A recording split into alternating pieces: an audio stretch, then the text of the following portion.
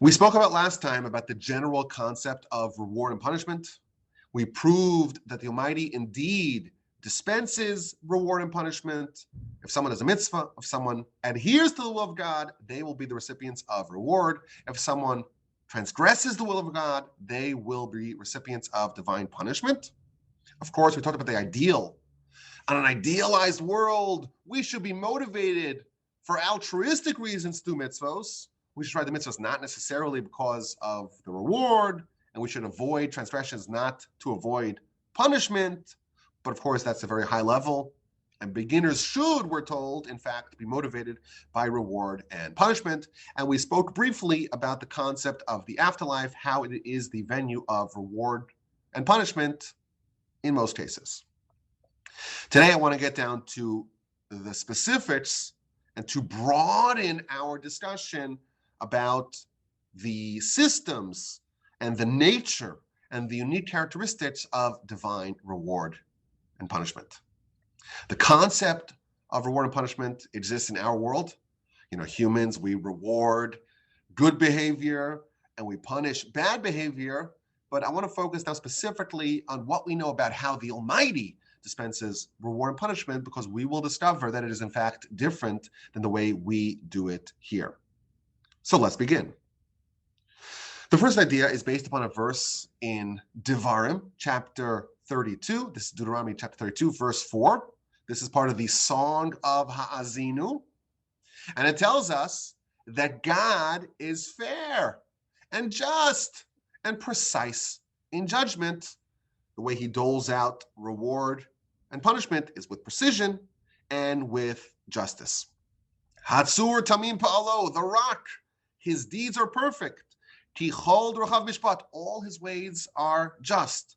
Elu Manav Ein Avel, he's a faithful God, a trustworthy God, and there's no iniquity, there's no corruption. Tzadik v'yashar hu, he is true, he is righteous, he is upstanding. What does this mean? So Rashi tells us a bunch of interesting aspects of divine reward and punishment. So first of all, he tells us, Hatzur Tamim Pa'alo, God is like a rock. It's a name of God, but his deeds are perfect.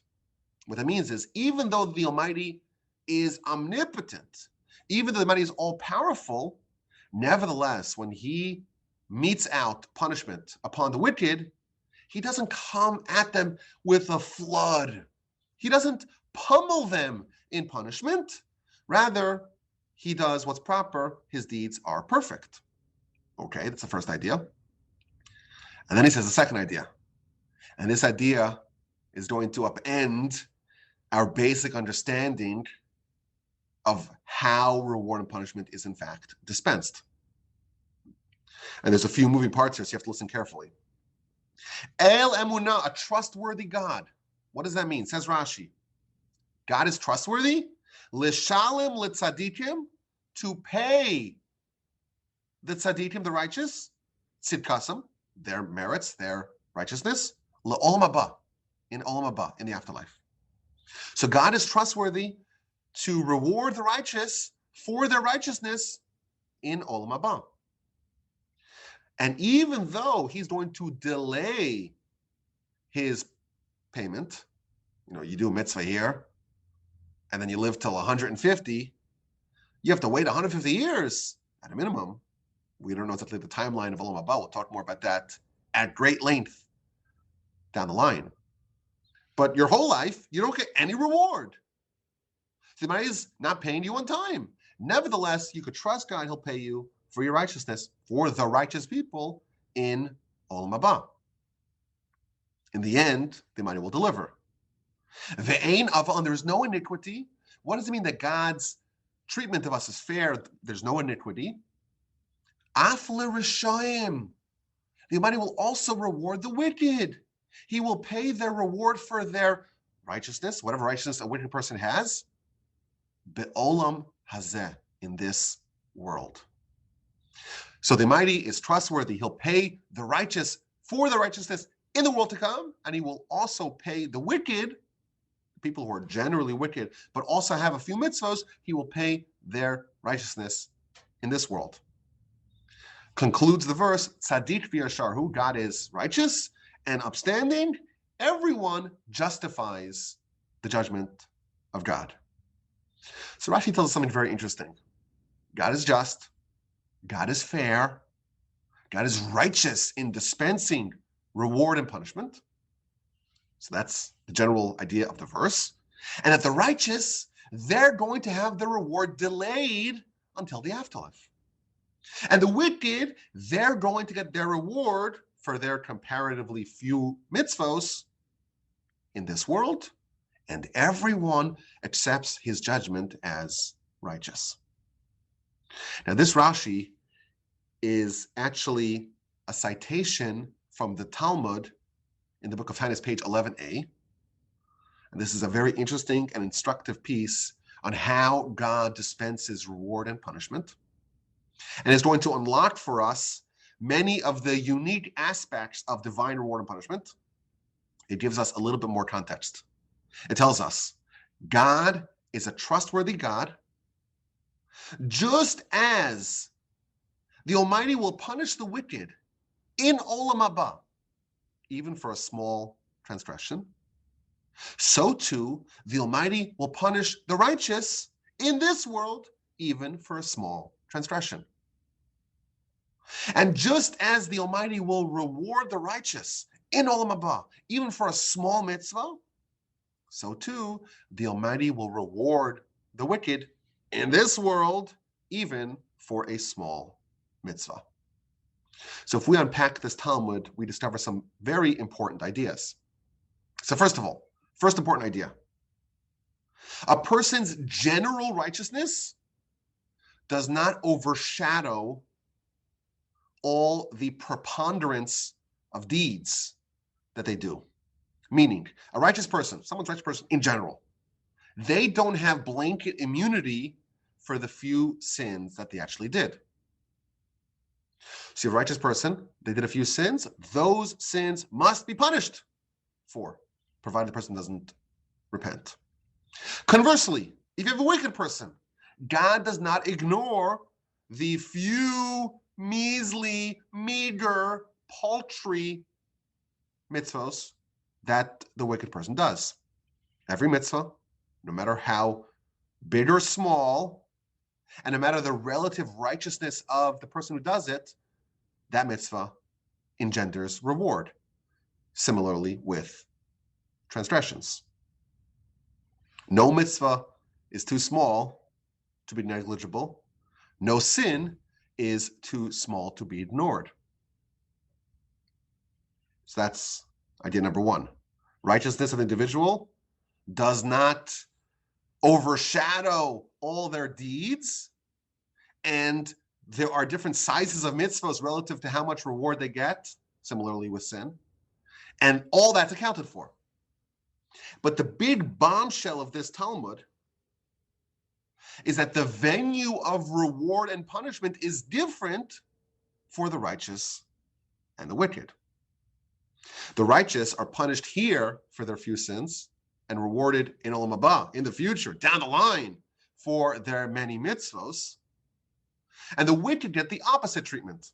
They are rewarded here for their few mitzvos, and they are punished in Olam Haba for their many sins. So when we say that there's no ultimate reward for mitzvahs in this world, we have to be much more nuanced about it. Excuse me. That is referring only to the righteous who have their reward saved for Olam Haba. For the wicked, they in fact get their reward here. So let's explain what this is actually telling us.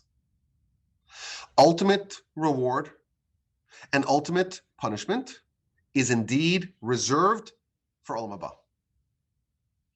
But depending upon the righteousness of the individual, that will determine if they are recipient of ultimate reward or of ultimate punishment. Every person, they have their ultimate state, and then they have the incidental things that they do out of character. A righteous person, their ultimate state is one of reward, because ultimately, kind of in aggregate, they're a righteous person.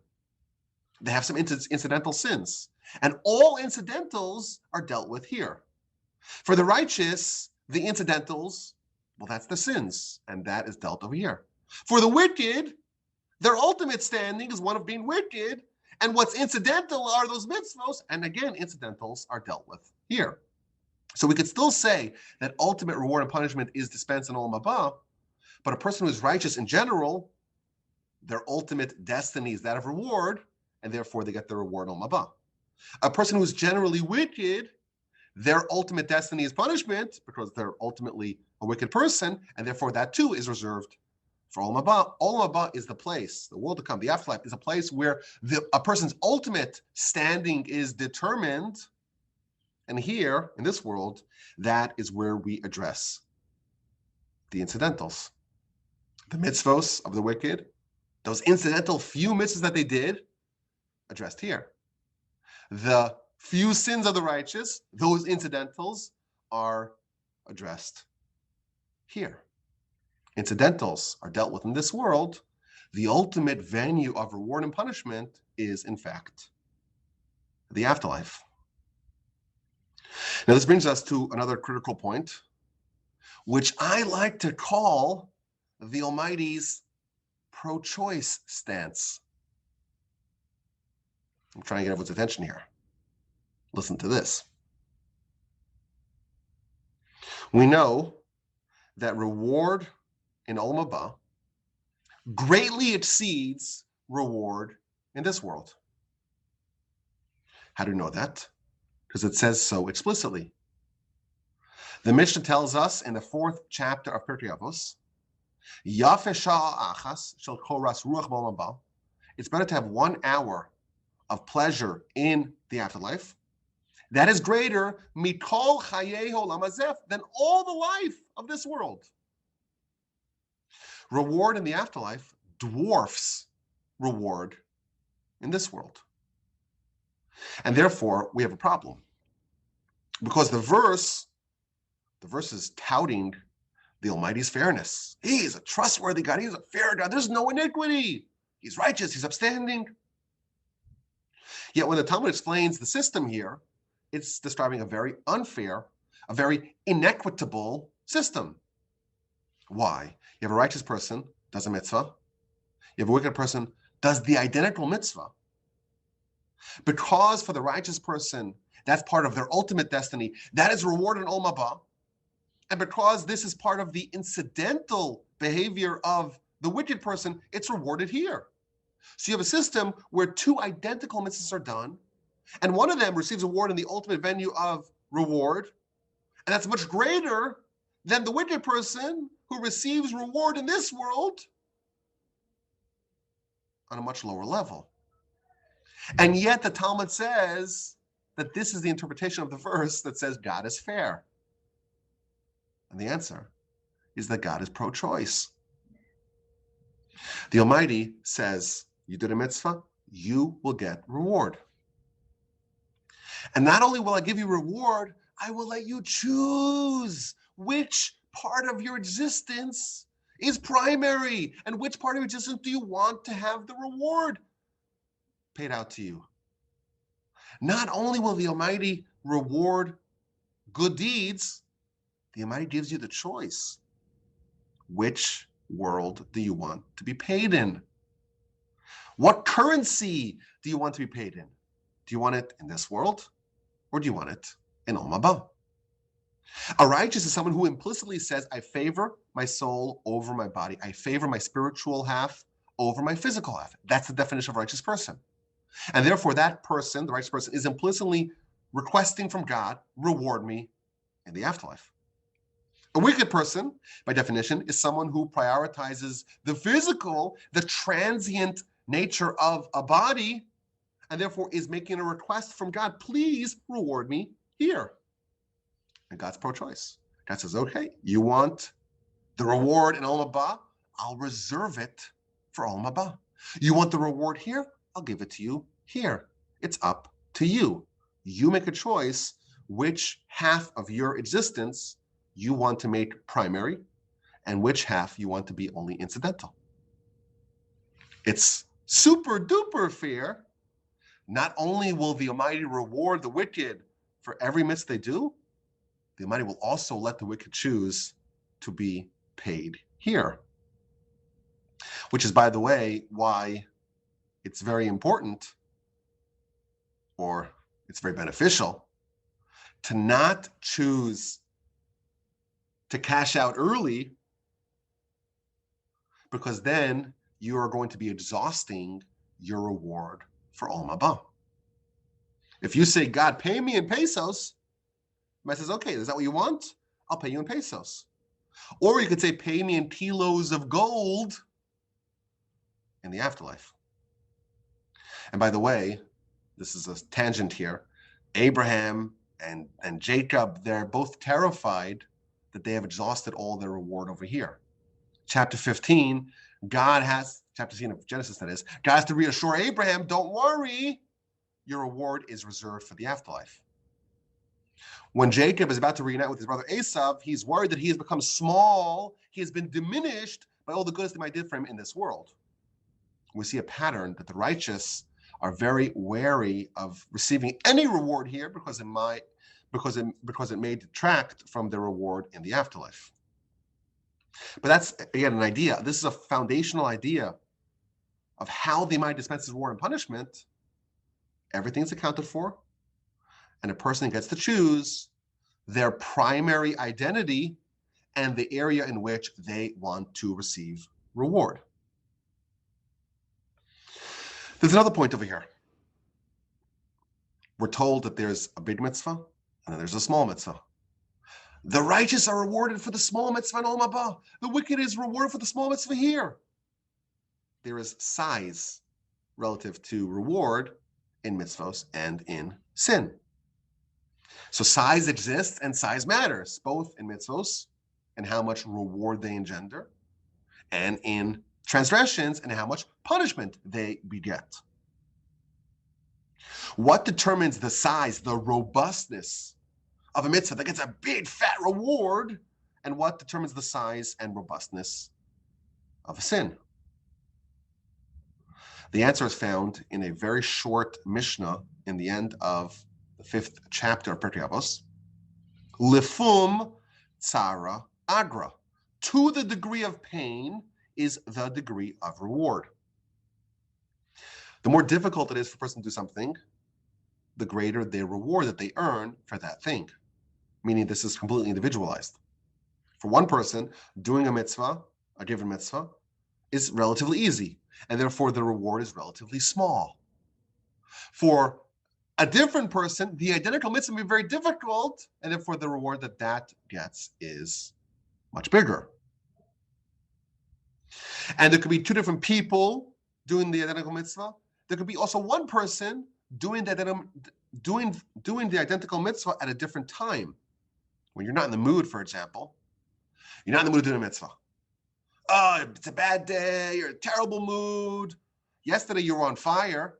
Yesterday you were just firing on all cylinders. You were in a great mood. It was really easy for you to do the mitzvah. Today you're down, you're depressed, you're not in the mood, you're all cynical, and you do the mitzvah nonetheless.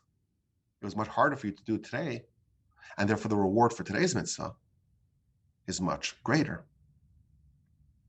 And by the way, this is orders of magnitude larger. Our sages tell us one mitzvah done in pain exceeds 100 mitzvahs done when it was easy. And that number might in fact be all the way up to 10,000, 100 times 100. You could have a person doing one mitzvah and it's super easy. They get 1 unit of credit, 1 unit of reward. If it's super duper hard, that identical mitzvah may yield 10,000 units of reward. And again, everything's taken into account to determine how difficult it is, who the person is, what kind of mood they're in, what's the situation, what's their background, what are the circumstances and the situations of the particular opportunity to do a mitzvah. So I'll give you an example. For me, it's really easy to keep Shabbos. Totally easy. Why? I've done it my whole life. I always say I'm brainwashed. I've been brainwashed. I've been indoctrinated. I've been drinking the Kool-Aid intravenously my whole life. So to me, that this is so easy. Someone who's never kept Shabbos in their life,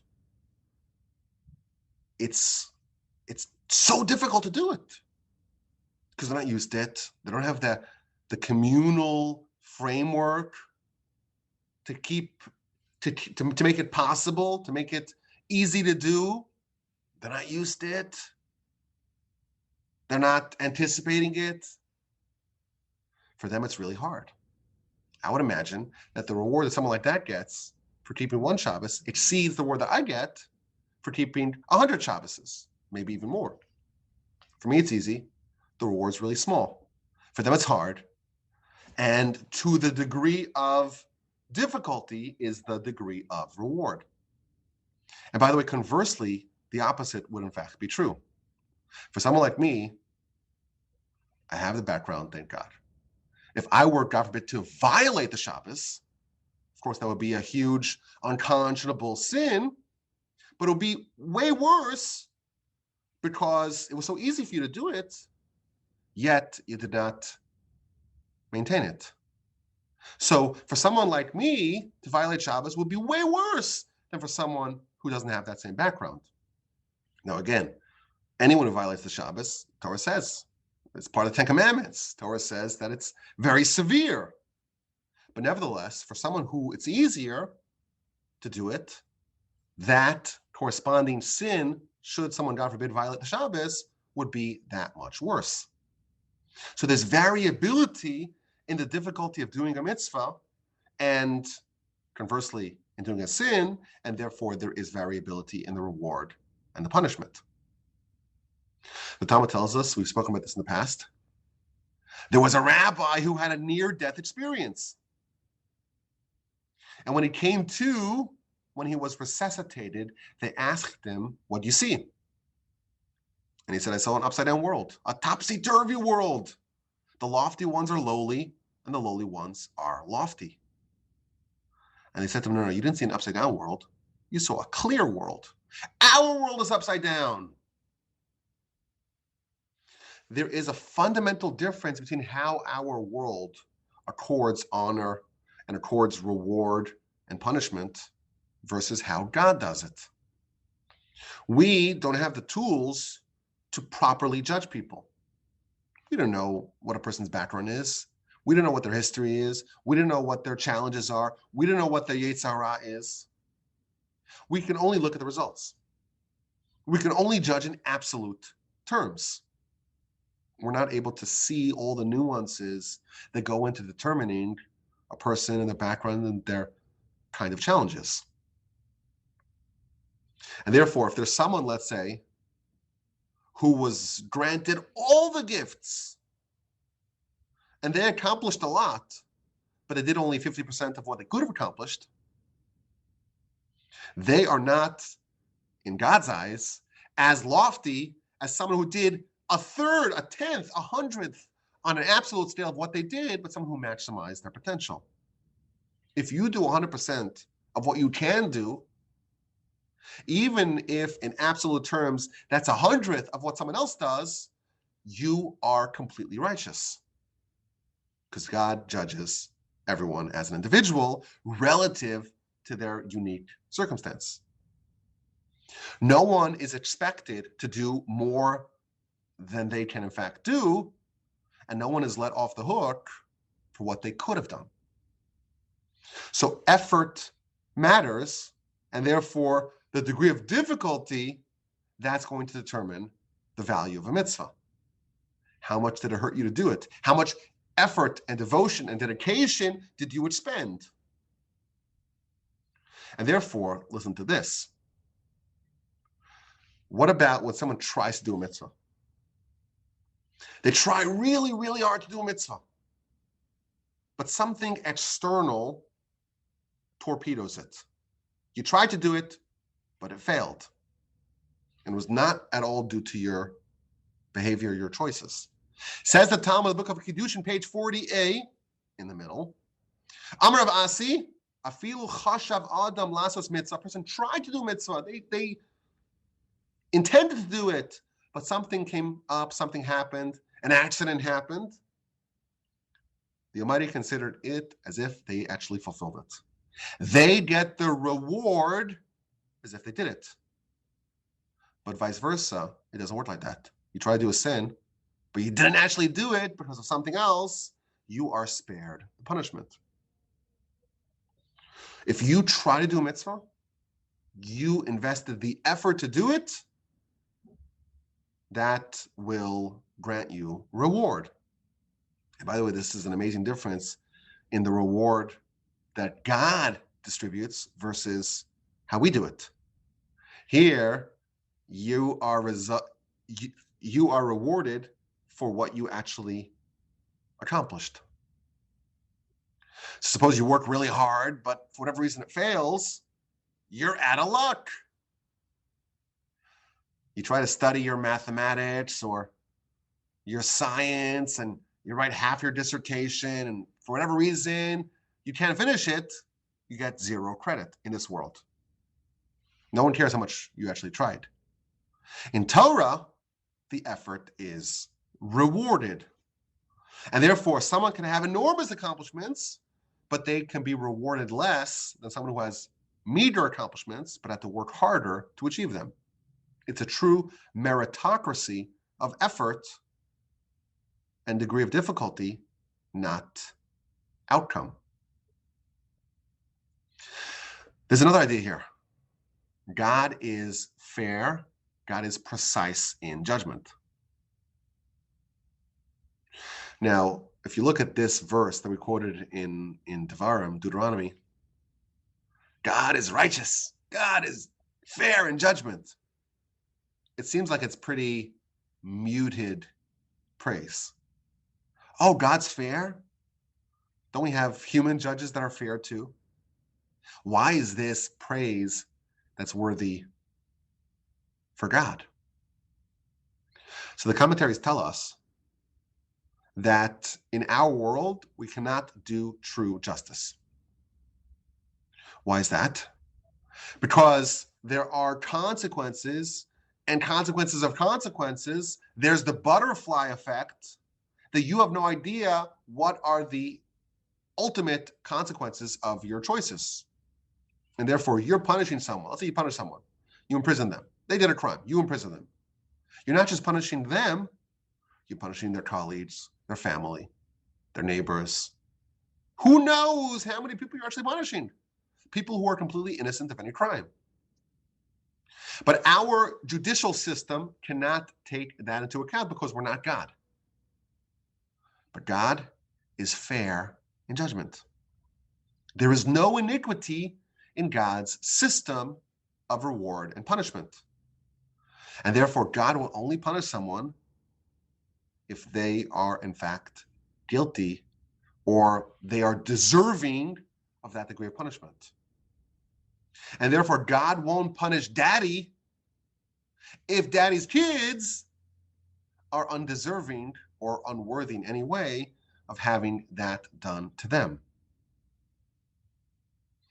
So there is a controversial idea. The Chazon Ish, he said that it's a bad idea to get life insurance. Now, just for the sake of full disclosure, I actually have life insurance. But listen to this idea. He says, you're put on the scale. Should this person live or should they die? So again, if it's a human court, they could only take into account the alleged offenses of the person being judged, of the defendant. But God takes everything into account. And therefore, if your kids are going to suffer because you're not around, you may be guilty, but the kids are innocent. And therefore, it's not fair to judge them, to punish them for your crimes. But what's going to be when daddy has a big fat insurance policy? Daddy is gone, but you know what? The kids are still fine. They're tended to. Well, now you have removed, so to speak, one factor that's arguing for your exoneration, and that may in fact lead you to be more likely to expire. And therefore, says Chazon Ish, shouldn't get life insurance. Again, I'm not declaring this as a rule. As I mentioned, I do have life insurance, but at least the principle is true. If the Almighty works with such complete precision, it's completely righteous, and there's absolutely no iniquity, this actually makes a lot of sense. But again, the general idea is that the way the Almighty does it is completely different than what we're even capable of doing it. It's completely honest, completely fair, completely just, and completely righteous. That's another element of divine reward and punishment. Here's another idea. The Almighty is going to have a bias towards reward over punishment. Now listen to this idea. We know that the Almighty created the world because he wanted to do good. He wanted to be a benefactor to humans, because humans could be recipients of God's goodness. The Almighty's desire, ultimate desire, is to do good. If so, why does he punish? Isn't punishment doing bad? Punishing people? So sages tell us that punishment is actually for the benefit of the individual being punished. The man isn't punished like we would to get revenge, to get back at someone. No. The Almighty punishes like a loving father disciplines a misbehaving child. The Almighty reprimands and admonishes out of love to help cleanse them from their flaws, to help prime them for reward. As a result, there's a fundamental difference between reward and punishment. Reward, that's the Almighty's actual desire. That's what he wants to do. That's why he created the world. Punishment, well, that's only to facilitate reward. And therefore, it's going to be a bias favoring reward over punishment. He loves his creations like a father loves their children. And therefore, reward is things working as intended, and punishment is not quite equal. It's not the desired outcome. It's like a father's reprimandation, and therefore it's going to be less. It's going to be weaker than the parallel punishment. Sorry, than the parallel reward. So here's an example of this. We already mentioned this earlier. One example is when a person tries to do a mitzvah, but for whatever reason they weren't able to do it, they weren't able to consummate that mitzvah, they receive the reward. But the Almighty will only punish someone if they, in fact, succeeded in actualizing their transgression. Similarly, we find the following idea. In the Talmud, the Almighty's reward outshines punishment by a factor of 500. The verse says the Almighty will extract punishment for 4 generations, but will extend reward for 2,000 generations.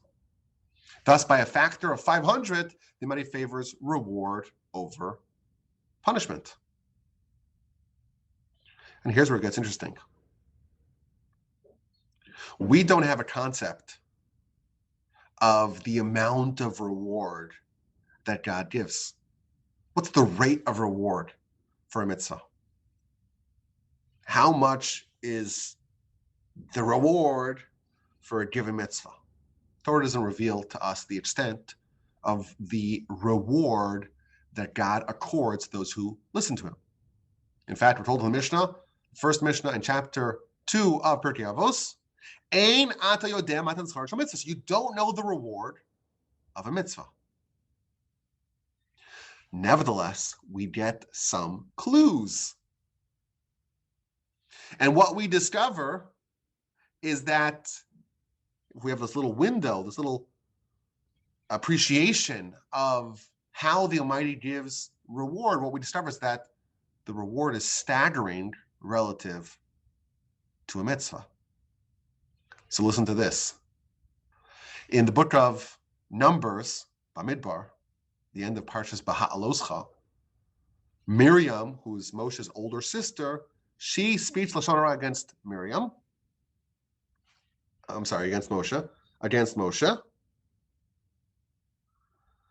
And she gets saras, she becomes a leper. And she has to have 7 days of quarantine until she can be healed from her malady. And the verse tells us that the nation did not travel. It was time for the nation to travel. They didn't travel, and they waited for her for 7 days. Why did they wait 7 days for Miriam? This one old lady. There's a nation of millions of people. Why is everyone waiting for Miriam? So Rashi tells us, quoting from the Talmud in the book of Sota, Rashi tells us because she once waited for someone else.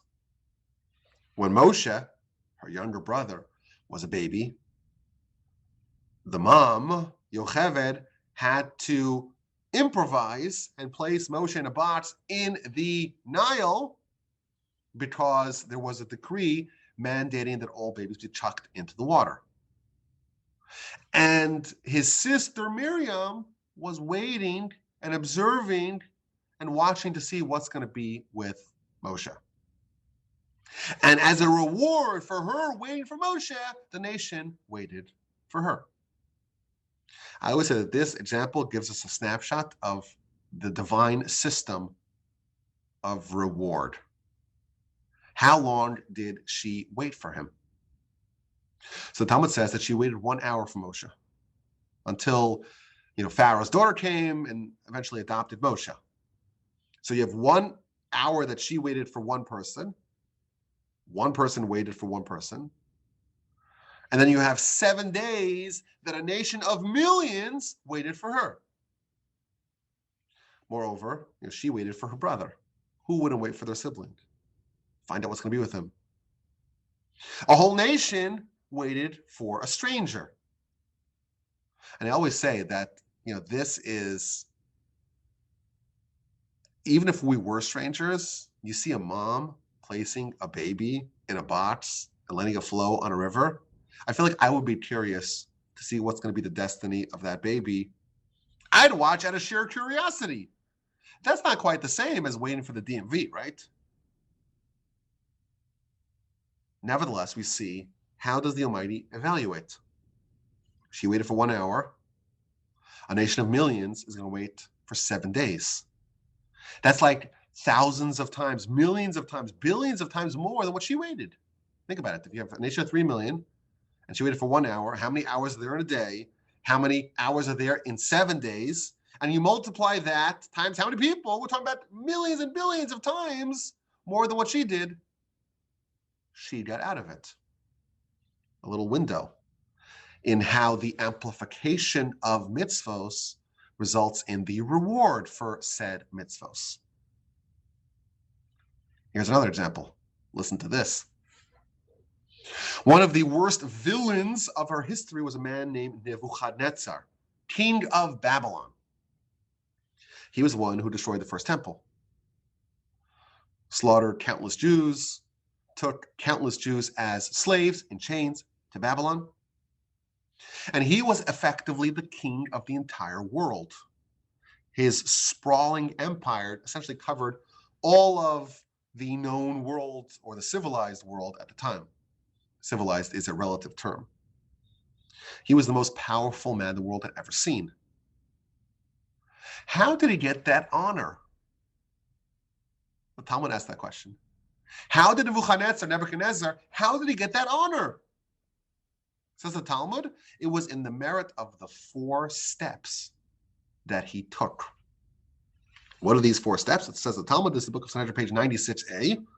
He was a secretary who worked for the previous king of Babylon, Merodach Baladan, and this other king of Babylon wanted to write a letter to Chizkiah, the king of the Jews, who was sick. The Talmud tells us, how did he know who Chizkiah was, or that he was sick? It tells us just some interesting backstory here, that Chizkiah was a righteous king, but his father was a wicked king, Achaz. And when Achaz died, there was a miracle that the day was shortened. Why? Because he was such a wicked king, and therefore it was inappropriate to mourn him as you would mourn an ordinary king. And therefore, the Almighty shrunk the day in order that there shouldn't be enough time, or there should be so much time to mourn this wicked king. And when the king of Babylon says, well, what happened today? Why is today such a short day? They said, well, Achaz died.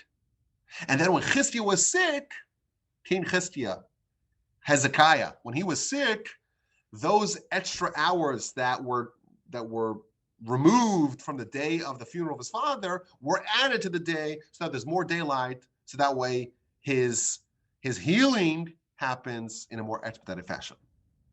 And therefore the king of Babylon says, wait, what's happening now? Why is the day so much longer? They'd say to him, well, King Chizkiah is ill. And he says, oh, he's ill. I got to send him a letter wishing him a recovery. So who was writing that letter?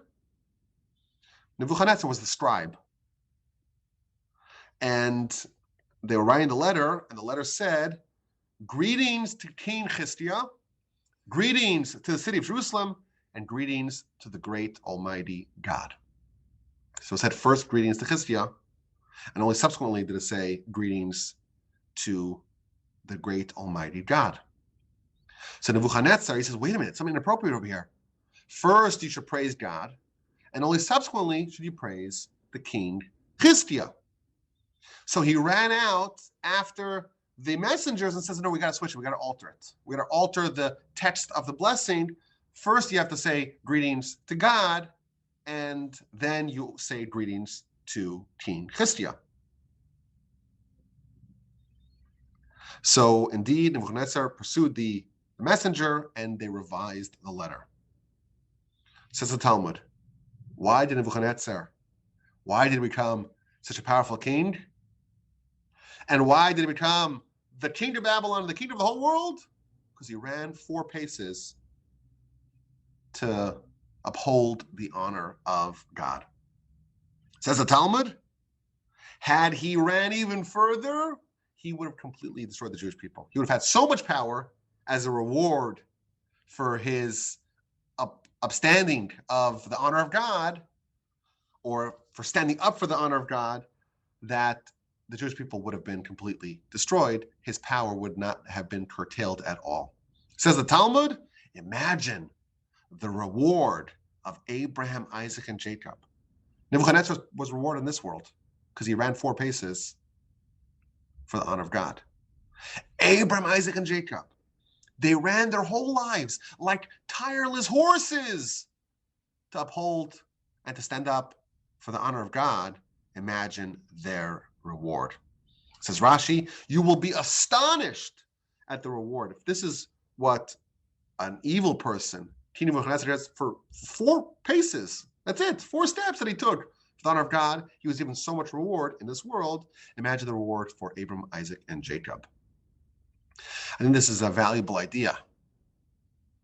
The reward is not equal to the effort expended. It's amplified by factors of millions. None of us would say that the deserving reward for 4 paces, when someone walks 4 paces for God's honor, that should result in the honor and distinction and stature of Nebuchadnezzar. We wouldn't say that, but that's how God works.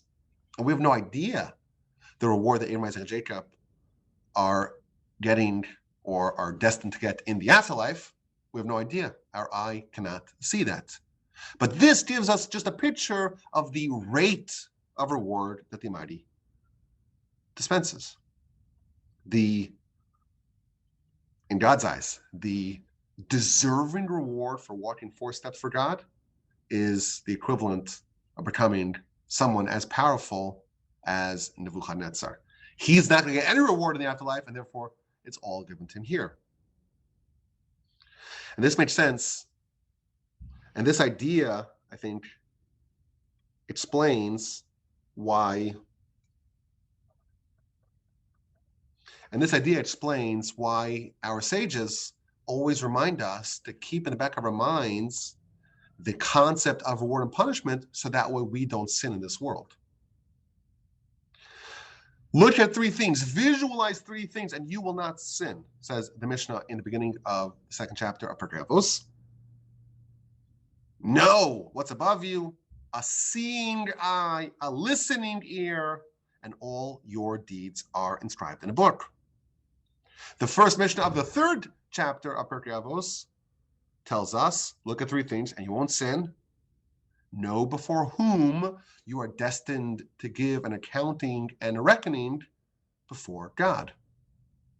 So again, this idea of reward and punishment is very helpful for us to help us construct our life and the priorities that we have and the choices that we make and the agenda that we set for ourselves in this world, because we know that there is boundless reward that's designated for those who adhere to God.